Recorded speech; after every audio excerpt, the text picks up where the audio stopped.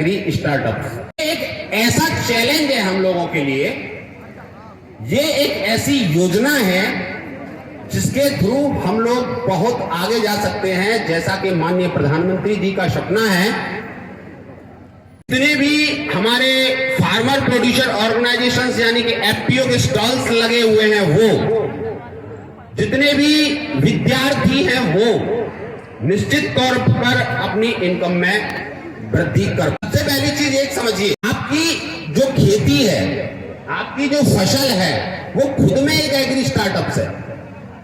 बस थोड़ा सा सोचने की जरूरत है, थोड़ा सा ध्यान देने की जरूरत है और थोड़ा सा चेंज करने की जरूरत है। निश्चित तौर पर आपकी इनकम में वृद्धि होगी। स्टार्टअप्स का मतलब है कि कोई भी कार्य जो बिजनेस के माध्यम से, व्यापार के माध्यम से किया जाए और उसकी शुरुआत की जाए कृषि के क्षेत्र में, वो ही एग्री स्टार्टअप्स है। बहुत सारे एग्री स्टार्टअप्स हैं, जैसे कि मैं अगर पशुपालन के क्षेत्र में लूं तो बकरी पालन है, डेयरी उद्योग है, मुर्गी पालन है। जैविक खेती की तरफ चलूं, वर्मी कंपोस्ट है। अगर मैं खेती की तरफ आ जाऊं तो बीजोत्पादन, तमाम फसलों के बीजोत्पादन एग्री स्टार्टअप्स के अंदर ही आएंगे। विभिन्न प्रकार के कृषि यंत्र एग्री स्टार्टअप्स के अंदर आएंगे। अब हमको ध्यान देने की जरूरत है कि हम कैसा ऐसा इनोवेशन करें जो कि हमारा व्यापार स्थापित हो और हम उसमें आगे बढ़ें।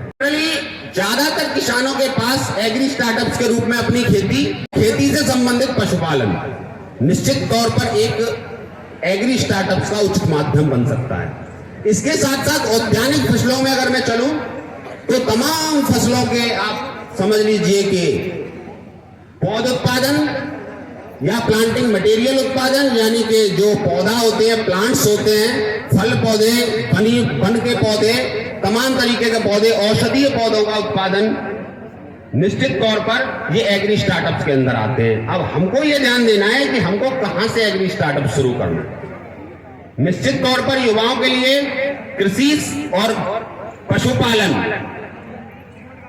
और पशुपालन के अंतर्गत बहुत सारे स्टार्टअप्स हैं। प्रगतिशील किसान की संज्ञा क्या है? प्रगतिशील किसान क्या है और कौन है वो प्रगतिशील किसान? 80 बीघा खेत जोत करने वाला भी प्रगतिशील किसान है?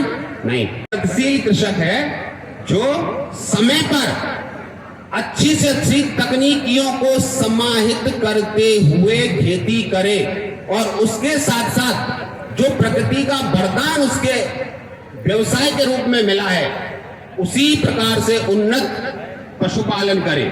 यानी कि खेती भी उन्नत करे और पशुपालन भी उन्नत करे, उसी को प्रगतिशील कृषक कहते हैं। अगर हम व्यापार की संज्ञा में देखें कि कुछ लोग किसान कहते हैं, अरे साहब खेती तो घाटे का सौदा है, खेती तो घाटे का सौदा है। नहीं, बिल्कुल भी नहीं है। खेती घाटे का सौदा है ही नहीं। सोचने वाली बात सिर्फ एक है कि खेती एक ऐसा माध्यम है जिसमें इंतजार करना पड़ता है, पहले देना पड़ता है, 4 महीने 5 महीने इंतजार होता है और उसके बाद हमें फसल मिलती है। अगर गन्ने की बात करें तो 1 साल बाद हमको फसल मिलती है। अगर हम धान और गेहूं की बात करें तो 5 महीने बाद हमको फसल मिलती है। अगर हम सब्जियों की बात करें तो 1 महीने से लेकर के 4 महीने 5 महीने में हमको फसल मिलती है। तो शुरुआत से लेकर के जो हमारा निवेश है उसमें जो लगता है और वो जो उसका प्रतिफल मिलता है वो 5 महीने बाद में। यानी कि हमारे पास दैनिक या मंथली सोर्स खेती के अंदर नहीं होता। और हमको बीइंग ए किसान होते हुए प्रकृति ने एक व्यवसाय दिया था जिसको हम थोड़ा सा नेग्लेक्ट करते हुए चले जा रहे हैं, जो दैनिक भी है और मंथली भी है। यानी कि मासिक आय, एक सर्विसमैन पेशा की मासिक आय होती है, एक दैनिक मजदूर की दैनिक आय होती है, एक बिजनेसमैन की भी दैनिक आय होती है। यानी कि किसानों को किसान व्यापारी बनने की आवश्यकता है, अपने आप को किसान व्यापारी कहने की आवश्यकता है, तो वो निश्चित तौर पर दैनिक और मंथली आय पाने के हकदार होंगे। अब दैनिक आय आप समझिए कि 5 महीने बाद अगर मेरे पास 1 एकड़ 2 एकड़ खेत है, 2 एकड़ खेत है यानी कि 10 बीघा, और 10 बीघा से अगर मेरी उत्पादन पूरे साल में अगर दोनों फसलों को मिला करके आएगी, यानी कि 6 महीने बाद एक और 6 महीने बाद दूसरी, लेकिन कासगंज में 3 फसलें भी होती हैं, तब भी मैं कहूं कि तीनों फसलों में मिला करके फिर भी 4-4 महीने का गैप आ जाता है। और 4 महीने का गैप आने का मतलब है कि 4 महीने में खेती में भी लगाना और घर में भी लगाना, बच्चों की पढ़ाई लिखाई ब्याह शादी वो सब का सब खर्च होता चला जाता है। दैनिक आय न होने की वजह से जो एक मुफ्त पूंजी होती है वो खत्म होती चली जाती है। अब हमको जरूरत है दैनिक आय इजाद करने की, और यही एग्री स्टार्टअप्स का एक माध्यम है। मैं दैनिक आय का पशुपालन से ही आपका शुरुआत करता हूं कि हम लोग खेती चाहे जितनी बढ़िया